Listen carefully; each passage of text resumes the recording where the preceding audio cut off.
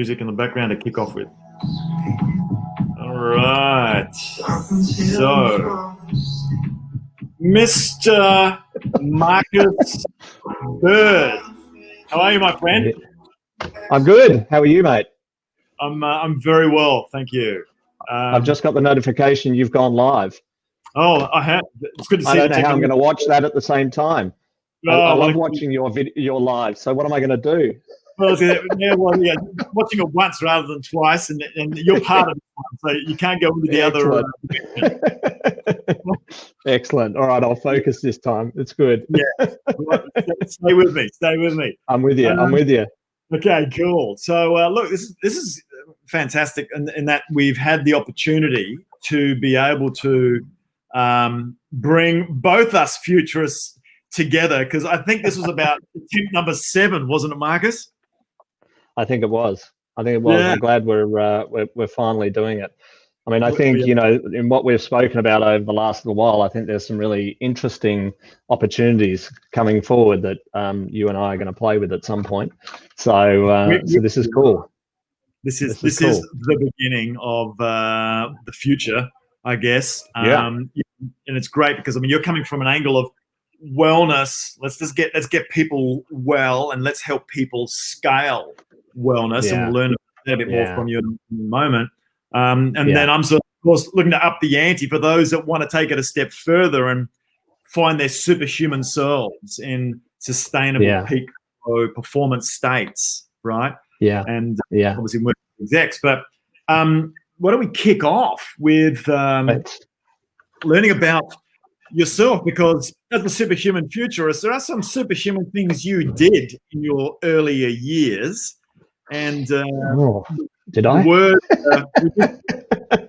Word has it, from my Google research, that Google research. Interesting feats in a sport that isn't exactly centre for Australia, but you were in the Olympic team. You're an Olympiad, Marcus. I was, well, I didn't quite Olympiad, but I got very close. I had a very bad ski accident just before. I was on the selection and spent time in a hospital bed watching the selection go through, and not unfortunately being able to be a part of it. But I did ski for Australia for many years, and it's something I don't really tell a lot of people, so that's okay. Now the world can see and hear. Well, it's just such a long time ago, and it was just another part of my life, and it was an interesting time because, you know, like you said, it was not a big thing for Australia at the time. I mean, it's bigger now because we've had Olympiads win, and we've had World Cup champions, and, you know, the aerial sort of freestyle skiing movement sort of kicked that off, which is great. But back in my day, we were a little bit like the what was it, Jamaican bobsled team. So we're a little bit like that in a way, in that, you know, we weren't really known here in Australia, and no one really cared. You know, if someone said, "What do you do?" I travel and I'm on the Australian ski team. Everyone go, "Oh yeah, that's a bit of a laugh. Good luck."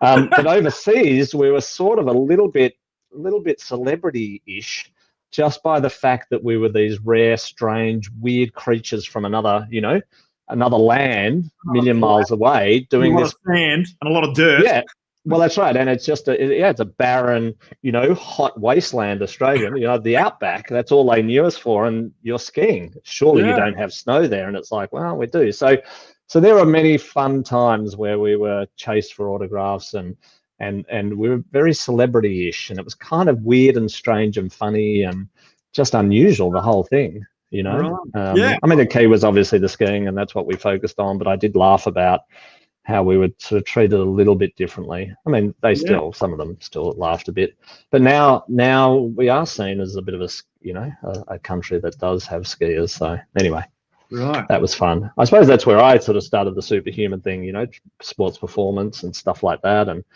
you know, there were sports psychologists and all sorts of sports performance people trying to help us to, you know. I mean, there wasn't a lot of money back then. There's a lot more money in it now, but that was probably my touch on that superhuman type of idea.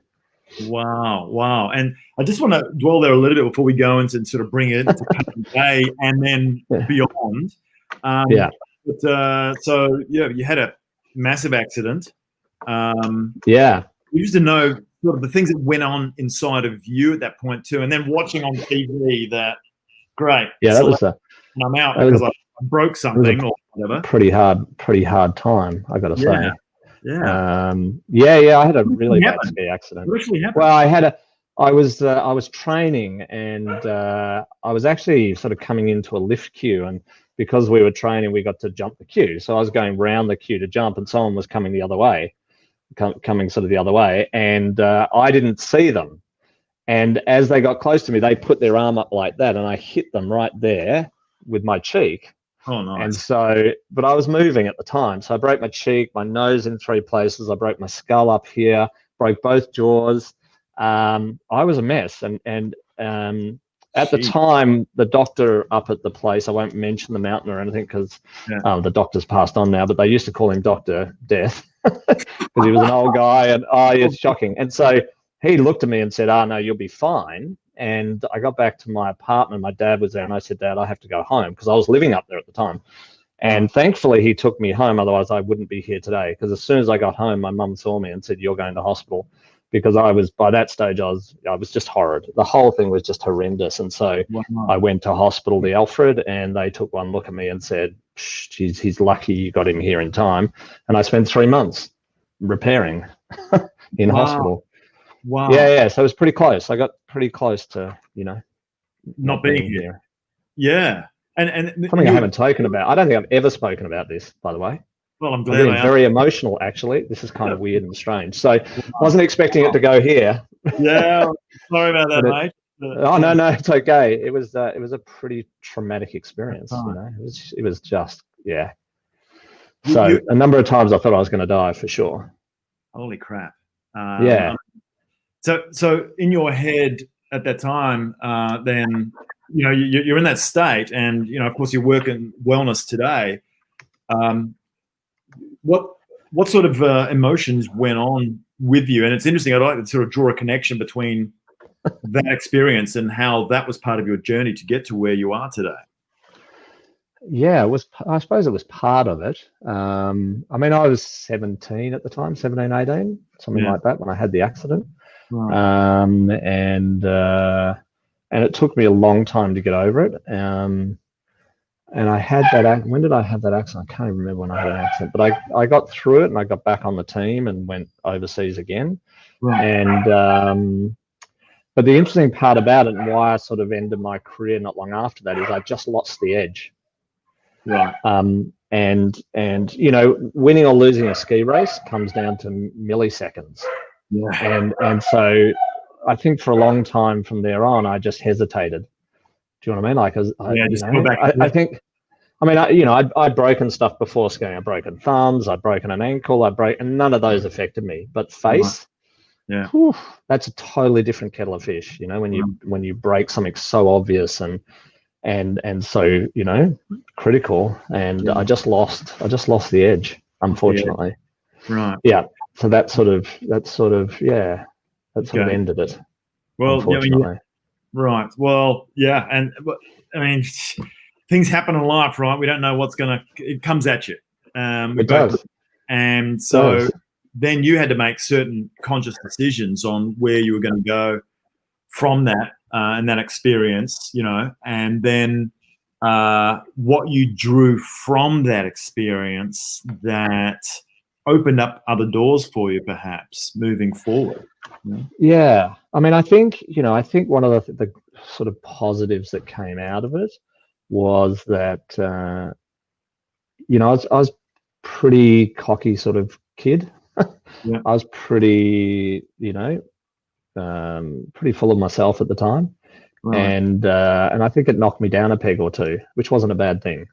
Right. It helped me to, I think it just knocked me down, a peg, and helped me to be a bit more real. Right. Oh, it started that journey. I'm not sure it's it's not the only thing that happened, but it definitely started that journey. Right. Okay. So, I see you today, helping people help other people. in what you do. So then how did that sort of come into play with, leading up then? What was the synopsis or the summary journey into then how you ended up? Yeah. Well, that journey started because when I left skiing, I think I was 18 at the time. So I was probably 19 by then. I had a couple of years, trying to get back, and then I did like everyone does when they're young, did a range of jobs, left, right, and centre, and eventually sort of found my way into sort of the real estate game. And eventually got into retail property and worked for some, pretty big companies, and climbed my way up the corporate ladder as you do. Yeah. Yeah, exactly. And then I sort of got to another pinnacle point where, again, I was feeling pretty good about myself and feeling pretty good about, how it was all going. And I had this moment sitting in my corner office overlooking the Yarra River here in Melbourne, and I think I might have even sat back and put my feet up on the desk, and I was just doing that whole, this is good. I'm a senior manager. I'm traveling around Australia. I've got staff, and this is really cool. I'm doing great. And I was probably late 20s by now. And then I something came over me, and I put my hand on my heart, and I said, but there's got to be more than this. Surely this is not it, right?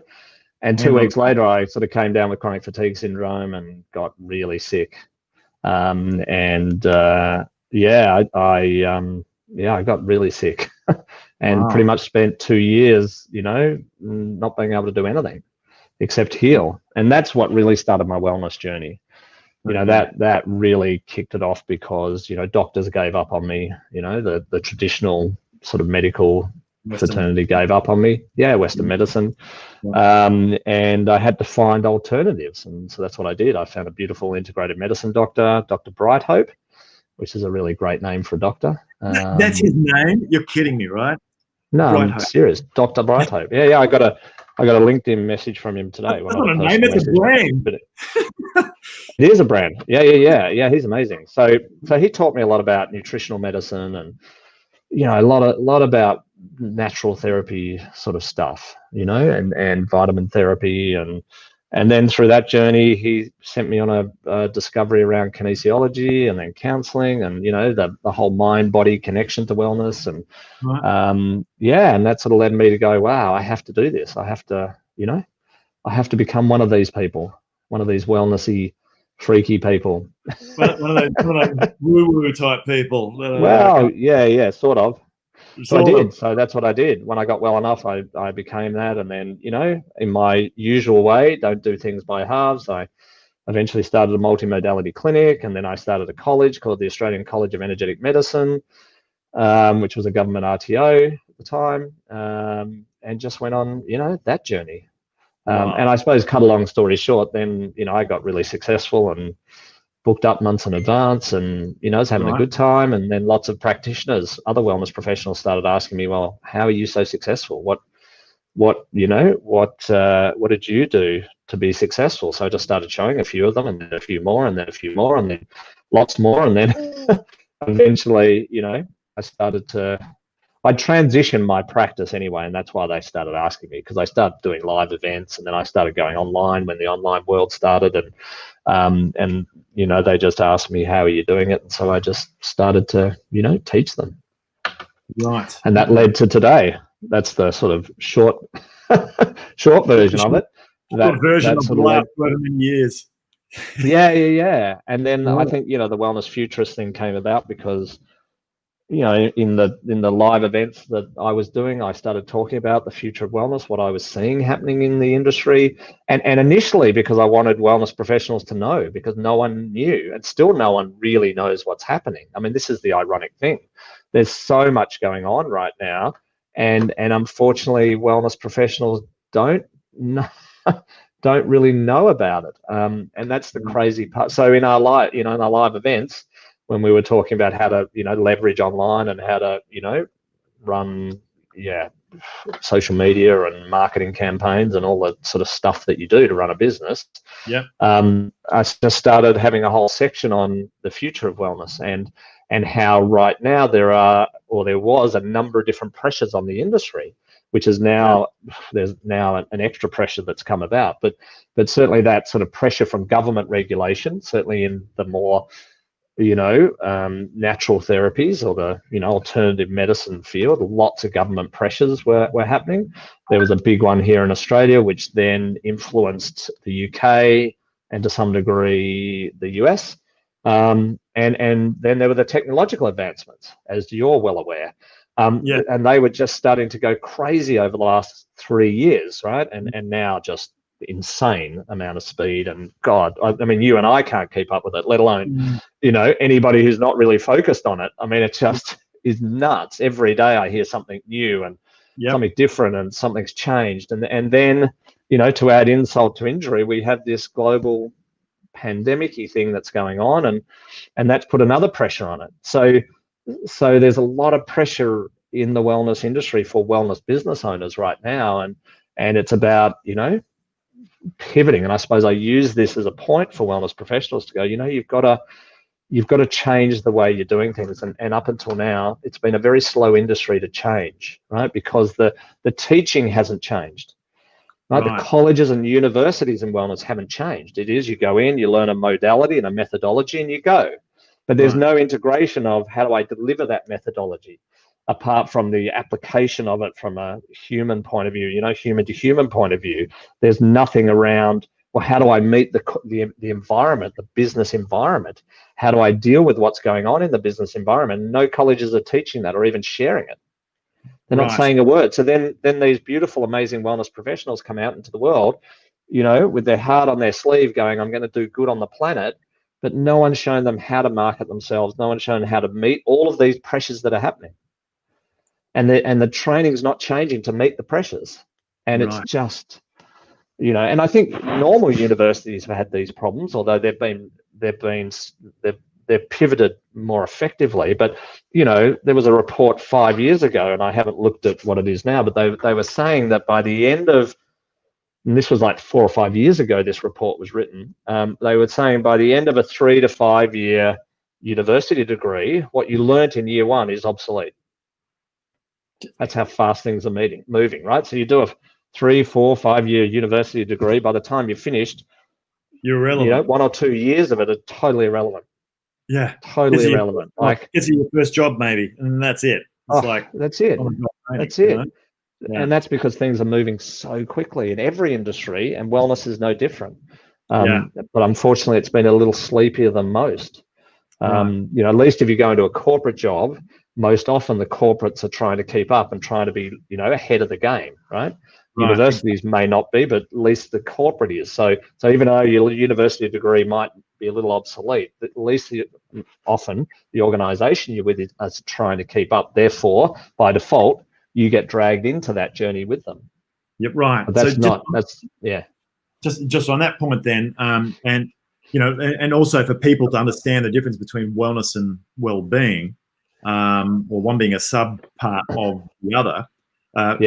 You give us your interpretation of that, and then why has this happened where wellness was kind of like left in the dark, and yet now you're saying that things like COVID are making a problem worse. Well, maybe it's bringing it to the surface, and all of a sudden things are changing. I think that's the exciting part about COVID, right? There's not a lot exciting about it, but one part that is a little bit exciting about it is that it's got the world focusing on wellness, right? Thinking about wellness, looking at wellness, right? So that's sort of a good thing. And I think it will help it, Tommy, for sure. This pandemic will help it.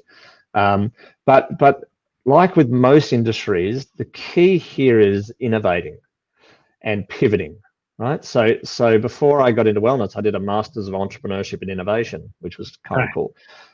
Which was good. And it's come in handy right now, right? Because I think once upon a time, or what I've seen over the last, say, 10 years, is that you really needed to start to innovate every 3 years minimum. Over the last 2 or 3 years, I've seen that drop to about 18 months. 12 to 18 months, right? Now, it just skyrocketed that innovation that has to, things have to, you have to be constantly moving. Like there is no sort of, hey, we'll run something for 10 years and see what happens. It's now, I'll run something once and may never run it again because it's now pivoted to the next thing. Now I'll run that, pivoted to the next thing. So you've got to be incredibly dexterous, and you've got to be able to move with whatever's going on. And as we know with COVID situation, we're on moving sands. Like in Melbourne, we're now back into stage 4, but it happened like that, right? And it's happening so quick. And so I think, that's important to understand, that things are moving fast, and you've got to be able to be dexterous and move with whatever's going on. Otherwise you die. You die. I mean, you look at all the companies that have had that experience. We've seen it over the years. We've seen all sorts of companies disappear. Kodak and which one? Kodak. Yeah, absolutely. I thought the same one. Yeah. Kodak. Funnily enough, that's just about to be reinvented. Their shares went up by 700% the other day because Trump announced that he was he's turning Kodak into a medical technology company. Did you hear about that? Right? No. Crazy. Yeah. Oh yeah. So Kodak was out. Kodak pretty much died, although the companies kept going because they were doing a couple of things. They pivoted their business into a totally different industry. Can't remember what it is right this second. And then Trump just the other day said, right, we're going to take Kodak and make it into a medical technology company, and it's going to produce vaccines and stuff. And their share price went nuts through the roof. It's come back down again because the stock exchange had to shut down trading because it was just going crazy. So anyway, we digress. But there's been lots of companies that have disappeared. Blockbuster Video is a classic. The whole music industry is a classic. Right? Music stores died overnight. Not overnight, but pretty much because of one player, iTunes. That killed it. Killed the music industry the way it used to be. And what you find is that although these things disrupt an industry and potentially change it forever, if you pivot fast enough, if you pivot quickly enough, you can actually thrive. Like look at Spotify. Spotify took an opportunity and beat Apple at that opportunity by becoming the #1 streaming service, right? Yep. So there's when one door closes, right, another one opens. But you've got to be able to pivot to the opening. Like if you miss the pivot, you get left behind, and it hurts. It really hurts. The windows are opening and closing faster, and it's fun because I dealt with this in 28 years in the IT industry. I love the excitement of the fact that it was so much change, and it happened to my industry. It's self-disrupted back in the 2010, 11, just after the GFC, when this thing called software as a service and infrastructure as a service. Thing called the cloud, right? I think I love that. Trying to resist it, right? So like it'll never take off, Tommy. No one will trust the cloud, mate. It's bad. No one will trust the cloud. But Steve Barner said it. Used to lead Microsoft back then. God bless his cotton socks. And then you had Larry, who's still there in Oracle. Oh no, this is never going to fly. never going to work.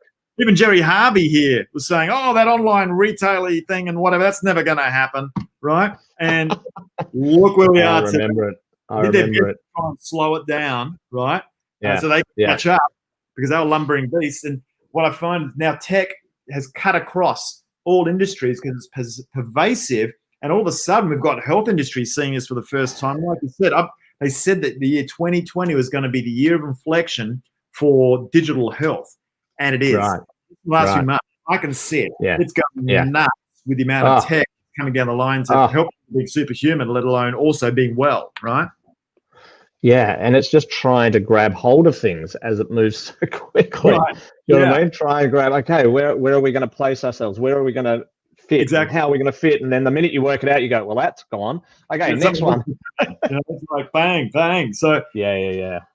With that and the area that you're working in, so I want to double click on that. Because you're helping people going from that situation of being the practitioner that is very much coming from their heart. They want to change the world. They're doing it one person at a time kind of thing. They're getting burnt out. A lot of them are empaths that are putting out all their energy, and they can't work in an effective way to scale. So, I came from business. We've got business now. So what kind of kicked off the idea? Where is it now? Where do you see it going from a wellness point of view for practitioners, for example? Yeah, well, definitely. I mean, you know, there's some interim measures right now that can, you know, that need to happen. So really, right, you know, if this pandemic hadn't come along, then, you know, the key with the pivot was to obviously look at, you know, the online space and what's happening in the online space and starting to master that. That was one thing. But the second is to get out of diagnostics. And this is probably one of the biggest messages. Now, let's forget COVID exists just for a second, because this is a message I've been talking about for the last 2 years, is that the diagnostic component of wellness is going to go. Well, it is going. It's going to technology. It's going to AI. It's going to a whole range of things, right? So it's gone. Devices. Well, that's exactly right. I don't have mine on, but yeah, it's gone already. And so a lot of practitioners had a diagnostic part of their business and still do, but that part's going. You know, I predict that at some point the GP will go. The general practitioner, doctor, it's gone. There won't be GPs. We don't need GPs. The GP will be on your wrist, right? And you'll tap it, it'll be online, and there'll be some doctor somewhere on a computer looking, or there'll be an algorithm, right? Exactly. There'll be an algorithm that's reading these wearable devices. I'm not giving you the bird, by the way. Mr. Bird. I get it. Bird. I get it. You're Aura Ring. It's cool. But I get that. So there'll be an algorithm that reads your biomarkers, right? There won't even be a doctor. There won't even be a human doing it. There'll be a machine that reads your algorithm, and it'll alert you to things that are wrong, right? So either it'll send you out all the medication without you even going boo, you won't even know, or it'll send you a referral saying, hey, you've got to go and see this specialist, right? Right. Or here's a new lifestyle so you don't have to go and see them. Or here's a program to go on. You must do this, this, and this, right? That I see as a short to medium term thing that's going to happen. Long term, will there be specialists, or will there just be AI? Right now, the one thing a lot of this technology isn't considering is it isn't considering, and I'm not sure how AI is actually going to deal with this. I'm sure it'll work itself out in the next 10 to 20, 50 years or 100 years for sure. I mean, if we look at how far 100 years has taken us so far, right? We've gone from an airplane, a motorized airplane flying 100 meters to, you know, us flying around the world in no time at all, right? So where it will take us, I don't know, but and whether but the number one key thing is connection and human interaction, human connection, right? Now, there's been a lot of research studies on this, and particularly the Romanian study. I don't know whether you know about the Romanian study with the children in Romania. Oh, it's horrendous. And this was actually something that when I got into wellness and I started to recall this and talk about this study, I realized that it had a huge effect on me when I was young, because I think I saw it when I was 15 or 16.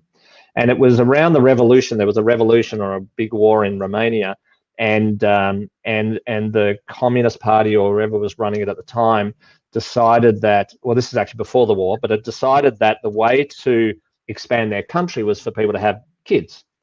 And so they gave lots of money for families having kids. But then what they said was that you can't bring up your child as well as the state can. So what you're going to do is we're going to pay you to have children, but we're going to take the children off you and put them in state institutions and teach them in state institutions, right? So institutionalize them.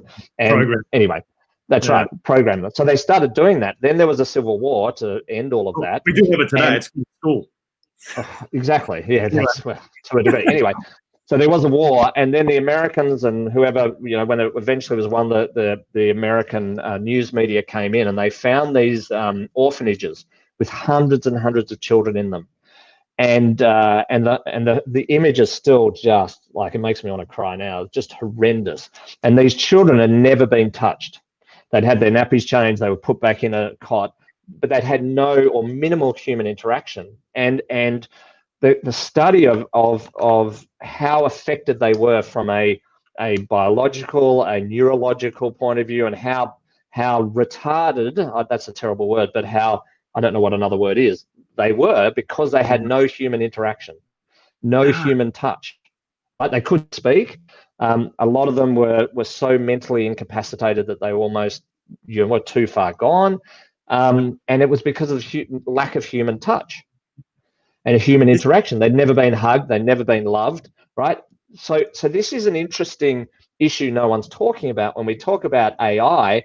So when I talk to wellness professionals and I tell them this, not the Romanian story, but what's happening in the world, everyone goes into shock and goes, but hang on a minute, but we need each other. And I go, yeah, you're right, we do. And so we have to work out a balance for this. Now, the interesting part about the story today is in COVID is that we don't have that human interaction and human touch. And this is fun, what we're doing here, but you still don't get that. You don't get the electromagnetic feeling of the energy. As much as we're connecting energetically here, right? There's a different thing if we could hug and go, hey, buddy, hey, Tommy, it's so great to see you, right? There's a different transference of energy, and we need that for wellness and well-being. Like we have to have that, right? So on one hand, we've got this incredible tech that's just going nuts right at the moment, which is going to be brilliant, and it's going to allow a whole lot of incredible things and healthy, or maybe we'll get to live to 200 or something because of it. Who knows? But at the same time, at the same time, without the interaction, we're in a bit of trouble. So here's the opportunity, right? Here's the pivot opportunity, is that you're going to have to get out of diagnostics because that's done, right? You're potentially going to have to get out of the practitioner mold that you've been used to, and you're going to have to start other things, right? So things like wellness tourism, it was the fastest growing sector of the wellness industry, right? Because people want experiences. So when we can, again, having retreats and having interactive experiences for people is going to be really important. So again, it's just the pivot opportunity, and you've got to look at it and go, okay, how am I going to pivot in the next 5 to 10 years? Right. Obviously, right now there are urgent pivots that have to be made, right? I have to get online. I have to, I have to put my practice in a briefcase, in a backpack. Right. So practice in a backpack is what I'm talking to people about now, is that you've got to be able to pick up a backpack and walk and run and go somewhere else if you need to, right? And that's what's happening in Melbourne right now. And so those practitioners that I know who can just pick up the backpack and walk out the clinic door and shut the door and not open it again are the ones who ultimately will survive in the short term. So that's the pivot right now. Right. Well, I mean, that's amazing, because I just did an hour interview just about an hour ago on a very similar issue regarding the corporate world and performance, bringing the soul into business. And it was around this point of connection that you're talking about. And I was looking at it more from a superhuman side and going, well, okay, if you really want, I was basically make this little tagline saying the corporate world's getting ripped off because we're not connecting.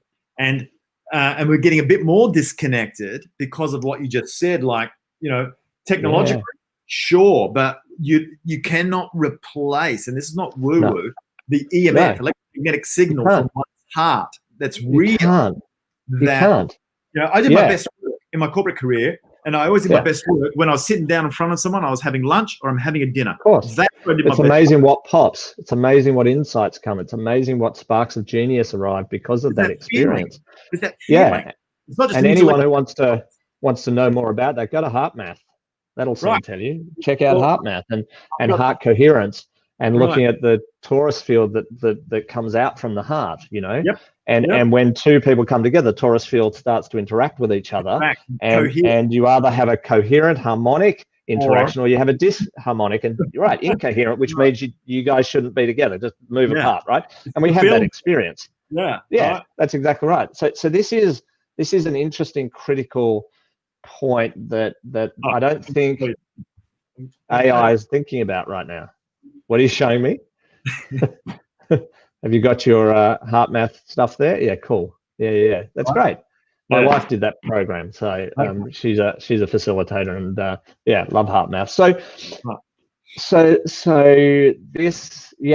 they're just interesting things. And again, this is the pivot opportunities that are going to come medium long term for wellness professionals, but it has to change. Well, things are changing, so you have to change. You don't have a choice whether you change or not. This is the thing. And this is what a lot of wellness professionals aren't realizing, is that there's no choice. And you can do one of three things. You can stick your head in the sand and go, no, that's not happening. You can get really angry about it and go, how dare they replace humans, right? Or you can get with the program and innovate, right? And actually be a force for good rather than being left behind or just leaving the industry, because that's not helpful, right? And we, Yeah. So do you think there's a lot? I mean, this is where I think there's a wake-up call cold that everybody got, or everybody's treadmill of life broke, right? Having to rethink life. And I think corporations with wellness as well, and have to rethink, it's no longer a powder puff little budget anymore, perhaps. We now need to invest in how we're going to operate, but also how we're going to keep our asset. They all say that our most important assets we have is our people. Now it's time. Lip service a lot of the time, or it has been lip service. Yeah. So where do you see now it's important? Yeah. What do you think is going to change there around corporations and wellness, for example? I think the interesting thing that's spoken about a lot at the moment is how we've now reached the tipping point for how much information the human brain can actually take in at any one time. And that now computer systems, artificial intelligence, are moving way ahead of humans. And so they're sort of surpassing humans for speed of sort of analysis of information and being able to give a response. So, if you listen to Elon Musk with Neuralink, right, that's a glimpse into the future of what he's trying to do. Is that a good thing or not? I don't know. But he's trying to design an interface between the human brain and computer systems so that the human brain can keep up, right? Which is just craziness in itself. But into your skull, into the brain. That's right. Your phone will be in your brain. Everything will be. Your computer will be in the brain. You get home, you plug in. Well, you won't need to plug in. It'll be Bluetooth. It'll be Bluetooth in your computer. And so from a workplace point of view, this is where I think the superhuman idea sort of really starts to take off, is that how do we become more effective, more efficient at what we do? How do we keep up? And maybe the secret is keeping up is letting go. Reconnecting, like you say. There's an how do we reconnect the proper way, which is an organic way that we're talking about as well. And I think the other interesting thing is that while everyone's talking about how do we speed the brain up, how do we speed things up, and how do we connect to computers, that there is a faculty that we have in our body that moves faster than the brain thinks, which is what is commonly termed intuition, right? So we have this ability to think way faster than we think now by actually letting go and getting out of the road, because the research shows that the thinking brain actually takes time to think, right? And that the thinking brain is actually 200 or 300 milliseconds behind reality, right? So you and I looking at each other, we are seeing a past representation of ourselves, because it actually takes 200 to 300 milliseconds for the light to hit our eye, to then go to the back of the eye, to then go to the back of the brain, to then process it to the front of the brain so we can think, right?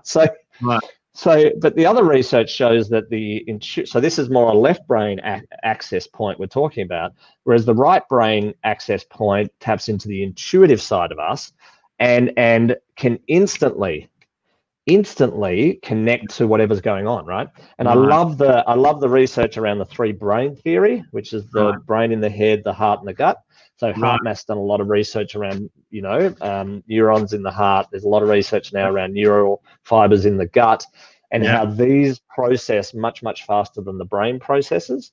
So I think there's some interesting things that can go on about intuition and connecting really deeply, and being able to process things incredibly quickly, utilizing that sort of inner technology.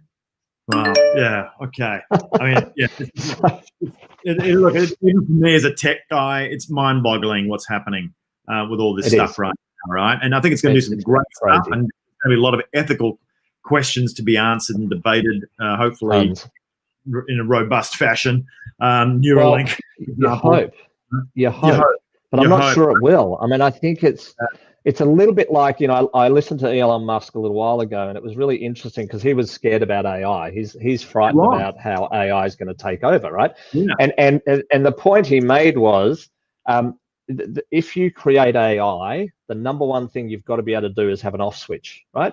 So worst comes to worst, you can turn it off. And then he goes, but we've created this AI called the internet. There is no off switch. How do you turn the internet off? You can't. Unless you shut down the net, like shut down, you know, mobile networks and shut down, you know, that system. There is no off button, and this is the scary part. Yeah. And you know, we're watching how AI is now just starting to really take off like crazy. Yeah. And how there's so much AI now that's actually recreating itself, and there's a whole lot of computer systems they're watching and how they're recreating themselves and starting to almost think for themselves. And then we've got quantum computing, and there's so much going on right now way in the background that it's like, whoa. This is going to be fascinating, right? It's accelerating at accelerating speed. It's this thing is happening, and we used we thought this was in the movies, right? The same as we thought this thing was in the movie Dick Tracy to begin with. Now it's real, right? In my keynote, in my Wellness Futurist keynote, I talk about a story my dad told me when he was younger. So when he was, I don't know, 10, 11, 12 or something, he can remember, and this is in Blackburn in Melbourne, which is now an inner city suburb, right? But when he was young, it was orchards. And he can remember running through the orchards with his best friend and running to the next door neighbor's house that was 10K away or something, and crouching outside their window because they were first in the neighborhood to get the telephone, and listening to them answer the telephone, right? And so he was telling me this story. He goes, now I wear the phone on my wrist because he's got an iWatch and answers the phone on his wrist. And he's like, you know, you had told me that way back then that this was what was going to happen. He said, everyone would have put you away. They would have put you in an asylum, you know, because you were nuts. And then we watched movies, you know, Star Trek and Star Wars and stuff. Star Trek was doing this sort of stuff. Hello, what is Dick Tracy? Yeah, Dick Tracy had, and Maxwell Smart. Remember the shoe phone? With a dial on it. Yeah, that's right. It had the dial on it. I know. How funny was that? But you know, these things were just ridiculous in those days, like totally far-fetched. And now it's like, and so the other thing, you know, they're thinking because of the exponential nature, you know, it's taken us 100 years or whatever it's taken us to get here, and in the next 30 years we are going to, you know, grow 100-fold. Like the growth is so exponentially fast, like nothing compared to what we've experienced, you know, like it's nothing. And to some degree, this virus is a little bit similar in that it's a new virus that replicates so incredibly quickly. And I can't help but think that the virus is meeting the current consciousness, right? In that it's so sort of superhuman in a way, and it replicates so quickly and moves so quickly, and I can't help but think it's a little bit of a reflection of how fast the planet's moving. And would it be the same if we weren't moving that fast? I mean, I don't know. It's kind of something to muse on. I don't know whether there's any correlation at all. I mean, I'm going a little woo-woo with it, but I can't help but think. You know, I learned an interesting thing when I started to be a coach, and I learned that the client goes as fast as the coach does. So if the coach mamby-pambies around, right, and doesn't direct really specifically and hard, not hard and tough, but, you know, bang, bang, bang, then the client tends to go fluff about. But when the coach is right on and goes bang, bang, bang, the client tends to go bang, bang, bang. Right. So there's this almost neurological mimicking in a way. There's this coherence that happens, and I can't help to think that nature must do that as well. Do you know what I mean? Like if consciousness does create, if our consciousness is creating 10 times faster than it used to, then surely nature would be playing a similar game. Right. I don't know. I'm now way out. Sorry, we've gone off on a track, but who knows, right? I don't know. I'm sure there's some quantum physics explanation for what's happening. I'm sure there is.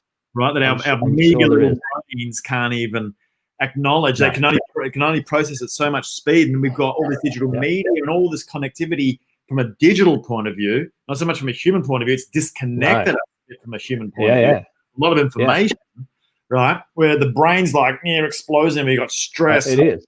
soul, and it's crazy. or chronic disease because of it to a degree, and we're now disconnecting because of this disease. Stay home, stay away. Yeah, It's gone. I know. To be sent. It's nuts, right? I mean, we're the most connected yet disconnected people we've ever been. Yeah, right. This time, most connected yet totally. Yeah. And I mean, if you follow this trace and follow some of the research projects and the and the Romanian sort of research and stuff, the whole the whole thing around what was Arnold Schwarzenegger's movie, Terminator. Yeah, you go, wow, is that a possibility? And I go, yeah, that's absolutely a possibility. And one of the biggest issues I find with disconnection is that if you look at human nature, you will know that the more connected you are to something, the more you care about it. I mean, I ran an interesting thing with my kids the other day, and I was musing about this. And what ends up happening in a household is that you get rubbish, right? And you put rubbish in a rubbish bin, and the truck comes along and takes it. You don't know where it's going. You don't really even care where it's going. Who gives a shit, right? It just goes. My place. But I guarantee you, if you took the same rubbish and put it in your backyard, after a very short period of time, you'd work out how to reduce that rubbish really quickly. Right. Like you just would, because you care about your home. Right, you care about your home environment, right? Yet we're so disconnected now. You don't really care about anything outside your fence, right? So therefore, it doesn't matter where the rubbish goes. I don't give a shit. It's not going in my backyard. That's all that matters, right? So the disconnection concern is that the less connected we are with something, the less we care about it. Right. That's a problem. That's interesting, because then you get this thing called COVID that isn't something you can do that with. So right, and everybody's feeling it, and so the treadmill of the world broke. Yeah, and everybody had to start thinking again. Broke. Holy crap! How do we live through this now? And it's impacting. It's significantly impacting the planet. Oh yeah, we're gonna. Our kids are gonna pay for this for years. Well, years and years, forever. Well, not forever, for years. I mean, my dad's, era paid for the Depression. Well, my dad's era paid for the Depression, and he paid for the Depression to some degree. And, there was probably enough time between my grandfather and my father being incredibly prosperous because the Depression, echo had started to finish, right? So my parents didn't have chickens and didn't have vegetables growing in their backyard or any of that sort of stuff. But my grandparents did. They had a whole, they could totally live isolated. They didn't have to buy food anywhere if worse came to worse, right? And that's exactly what's happening again now. Yeah. We've just increased the chicken coop. We've just planted, a whole heap of fruit and vegetables and stuff. We're bunkering down, not because I think it's going to get that bad, but do you know what I mean? It's like, it's kind of interesting that it's come full circle on that. Well, who would have thought that World War III would have been against the virus, right? Is the next one? There's a few who talked about that. Who knows? But in that, the great thing is it's unified. There is a great amount of pressure and tension for us to unify on a common cause, at least. Well, I've got to tell you, from a cosmic universal perspective, and we can go a little woo-woo here because that's what we're going to do. From a universal perspective, we could look at this from a divine point of view, like a divine sort of awakening point of view. One of the things that I talk a lot about is alignment and resonance. And the more aligned you are to who you really are, the more you resonate positive energy or whatever you want to call it, and therefore attract what you want to attract into your world. And so I think this is a global version of it, right? Human nature says we only change when we have to, right? So when I had the ski accident, I changed because I had to. When I got chronic fatigue, I changed because I had to, right? I probably knew somewhere that the corporate world wasn't really for me. I was doing it for my dad and for my mum and for friends, blah, blah, blah, right? But I couldn't get out of it, right? And so therefore something had to come along to assist me to get out of it, right? This is the way I like to think about it. And I think this is a global version of that. We have been treating the planet like it's our own toilet. We've been treating each other like crap. We really haven't been the heartfelt beings that we actually are, right? We've been quite opposite that. And so I can't help but think from a universal Mother Earth, whatever you want to call it, point of view, that there's a global alignment happening. And we have a choice. We have a choice to realign and get with the program, or a choice not to, and potentially face the consequence of being another ancient race that disappeared off the planet. Yeah. Right? Now this has happened in history a number of times, right? Where there's either been, a catastrophic event like with the dinosaurs, and potentially something from off-world come and crash into the planet and kill all the dinosaurs, or like ancient Egyptians, Mayans, Aztecs just sort of petering out, right?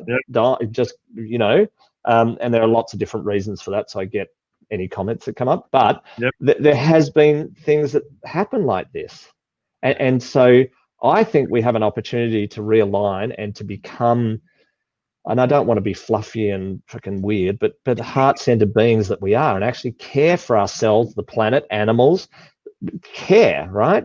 Because we have the ability to do that. And if we look at the planet now, that's not happening. If we look at certain leaders, I mean, I think one of the biggest things that I find happening now is that it's creating contrast, right?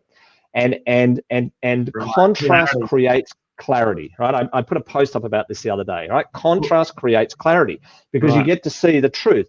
When you don't have contrast, you just sort of plug along and just mamby-pamby along as if nothing's ever going to change. Haven't we done that for the last 20, 30, 50 years, right? Contrast shows us what, just polarizes us, and that's exactly what's happening now. So that's the first step in change happening, is contrast, right? So when I got chronic fatigue, polarity creates polarity creates clarity. Yeah. When I got chronic fatigue, all of a sudden there was a polarity, which was you could stay in the corporate world, but it's killing you, or you could try this new thing. I got to see clearly what was true for me and what needed to happen. And I think that's what's happening right now, right? And so those that get this have to go out and talk about this. Those that don't get it are playing in the polarity and in the contrast, and trying to pick a side, right? And so we've got, the contrast of leadership at the moment is incredible to watch.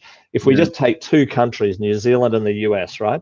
I mean, you couldn't get a bigger contrast in leadership, right? And the great part about that, the devastating part about that is it's showing what happens from one country to another. So with good leadership, or with heartfelt leadership, we see New Zealand's doing okay, right? They're not going to get out of it unscathed. No one is. It's just part of it. Whereas we see the other country I mentioned, devastated, oh my God, there's all sorts of shit's going to go down there, right? And we see heart-based leadership versus, narcissistic, selfish leadership. Right. So this has got to say, if you were clever, you would have to sit there and go, which do I choose to follow? Do I choose to follow heartfelt leadership, or do I choose to follow that other leadership? And you'd have to, if you're intelligent enough, to go, okay, I get it, right? Because the planet, the virus, the whatever is showing us, when you do it this way, this is the outcome. When you do it this way, this is the outcome. Choose. Which outcome would you like? Right.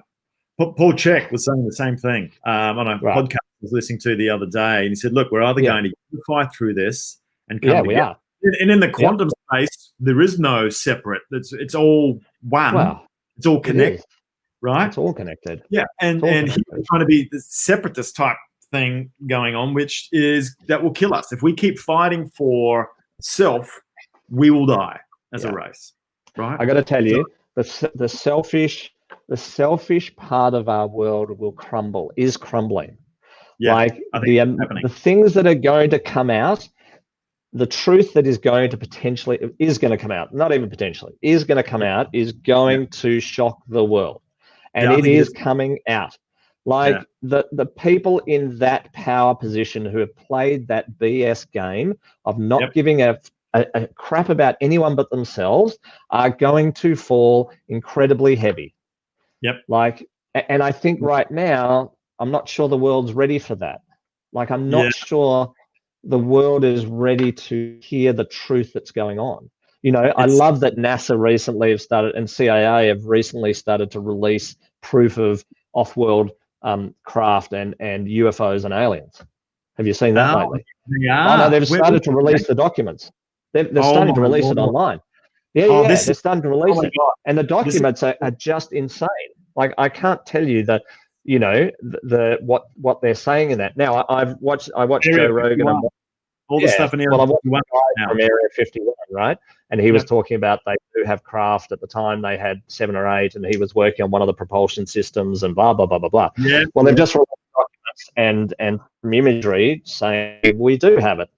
And we have been visited, and we are being visited. And then just the other night, you look at a massive UFO spotted flying in front of the moon, like a massive one, like 60 of them. Oh yeah, like we are so sleepwalking around. And if you look at all the ancient, right? So the ancient sort of, you know, Egyptian culture and Mayans and Aztecs, blah, blah, blah, all of the sort of ancient tribal and more, you know, native humans have all got pictures, stories of off-world beings, like millions of, like, stories everywhere. Now, surely these people didn't all get together and say, hey, you know what we'll do? Let's all do carvings of strange off-world things. Like, let's do that for a laugh.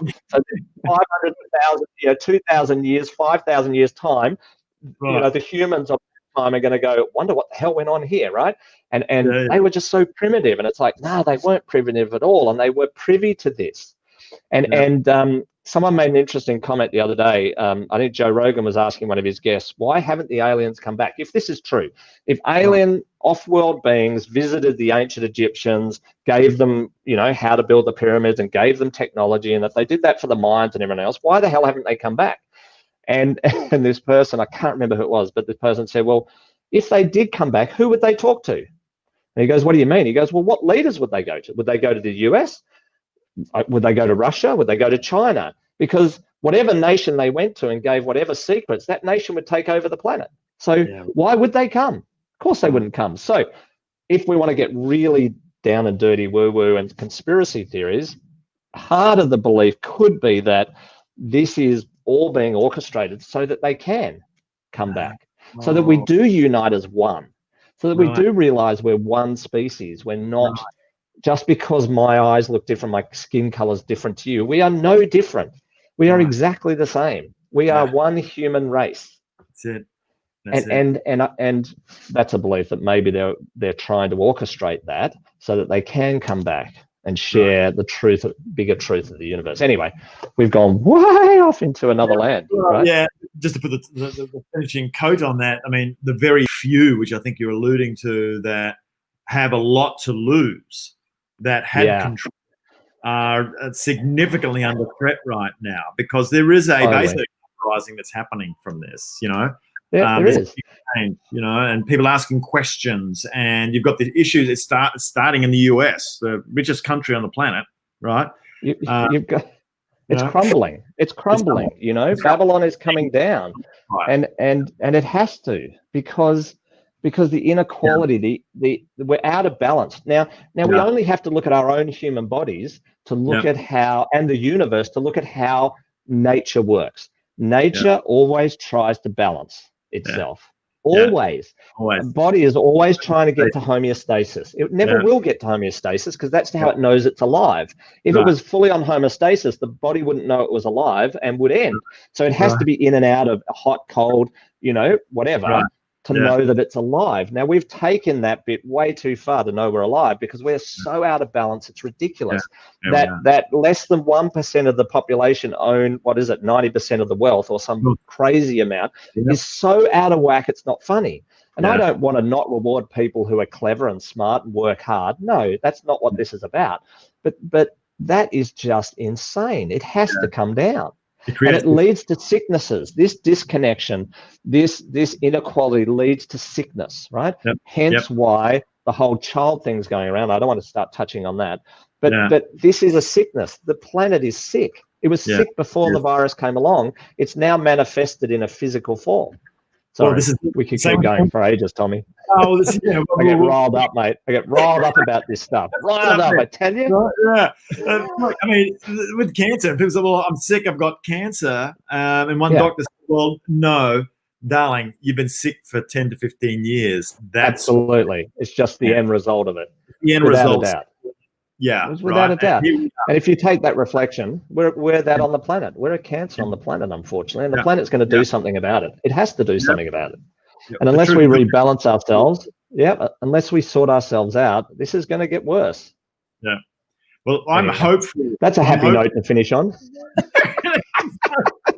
I'm hopeful, Marcus, that we are going to find this state that heads us towards wellness. And, with yourself. Yeah, I agree, Tommy. Well, and you've got, I know in some of your groups, there's like thousands and thousands and thousands of followers in there.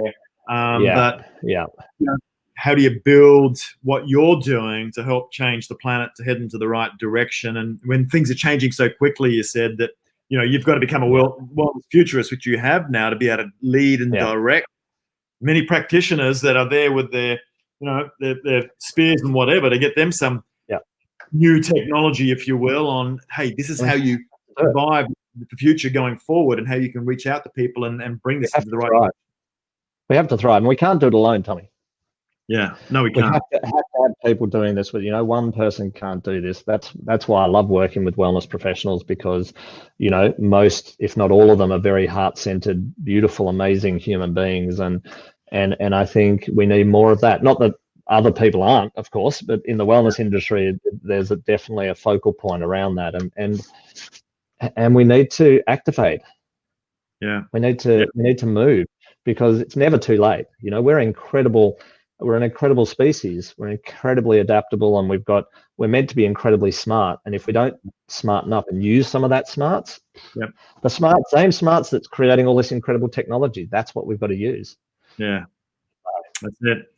And then we'll have that bright future. And so I'm voting for that. I'm voting for the bright future, and I'm voting for, keeping positive. But the only way things are going to change is to be aware of how things are, right? You can't change something you can't see. Right. And I think everybody is getting that rude wake-up call right now. Yeah, I think so. And I think so. Go on.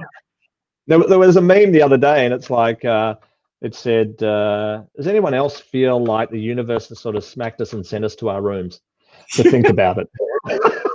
In a way, right? You're all going to isolate. You work this shit out. That's it. You're not coming out of your home. Your act together. Get into your self-isolation and go and have a good think. Right? You have a good think about it. Don't come out of your room until you work it out. 14 days. Why has this happened? Well, you go think about it. Yeah, 14 days to go and think about it. You're not going to You've been grounded. You've been grounded. That's it. You're grounded. That's it. Done. Anyway, kind of fun. All right. Yeah, that's so. I'm hopeful that cool. I think there's some great stuff that's going to be happening, and in wellness now, rather than being a token gesture and the powder puff part of corporates as well. All of a sudden, now it's going to be taken pretty fucking seriously. Totally agree. Totally agree. So it's been awesome. What a trip we've been on last hour. Oh my God. Yes. It's been cool. I love where it goes. I knew this would be fun. We've just gone on such a crazy journey. I mean, that was not what we even thought would happen. We were just going to have a night about tech and wellness stuff, and off we've gone, and oh God knows we've gone everywhere. So it's relevant. It's relevant right now. Who cares? I think it is. So I really appreciate it. It's great, Tommy. No, so look, thanks for giving the hour the time. Your intellect, and for opening up a bit in there in the beginning too. Some of the tough past, which is part of the journey, and taking me there. Yeah, sorry about that. No, I'm kidding. The broadcast, you can abuse me. I know. I thought it was a daytime, prime time, interview, and he's got me. He's gone right to the heart of me. Oh my God! It was good. It was good, mate. I appreciate it. Makes good TV. Look, and thank you too, at least on behalf of the rest of the planet and people that I know and connected to, so consciously, subconsciously, about the fact that what you've been doing in building in the past and currently scaling wellness through practitioners that need help and guidance on how they can best serve, Okay. It's been a blast. Thanks, mate. Right. So how do people find you? That's a good question. How do they find me? Best thing is to go Facebook. You can look me up on Facebook under Marcus Bird. I think my Facebook name is actually, or my address is Marcus Bird 13. So you can look me up there. You can look at Wellness Leadership Academy. That's another way to do it. Facebook's always the best to connect. Connect through that. I've got a number of groups that people can join, especially if you're in wellness. We've got a number of groups. Wellness Business Support Hub is a hub that we run to support wellness professionals. And if you're a bit in more to the woo-woo stuff, Heart of the Matrix is one that I've just set up, a Facebook group I've just set up, where I talk more about that side. I keep business sort of and that side pretty separate, because I know not everybody's into that, and that's totally cool. So come and join me there where the discussion carries on. And I might give you a link to, I mean, if there's any wellness professionals out there listening, then I can give you a link to some free things that we do. And anyway, that's the best. Facebook's cool. So cool. I'm also on LinkedIn as well, under Marcus Bird, so Wellness Futurist in LinkedIn, so you can catch me there as well. All right. Fantastic. Thank you, Tom. It was good. Right. Okay. Thank you. And anybody looking to contact me, Facebook as well, or in Tommy Gallant, and biotechexec.net if you're an executive that's looking to become superhuman. So, all right. Make sure you reach out to Tommy. He's amazing. He's got some amazing things, and he can help you to be superhuman, no problem. So thanks, mate. Definitely.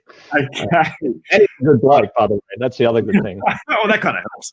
So, not everybody will agree with you, I'm guessing. But, I think you are. That's good. All right, mate. All right, thanks, mate. Okay. Thanks. All right. Bye.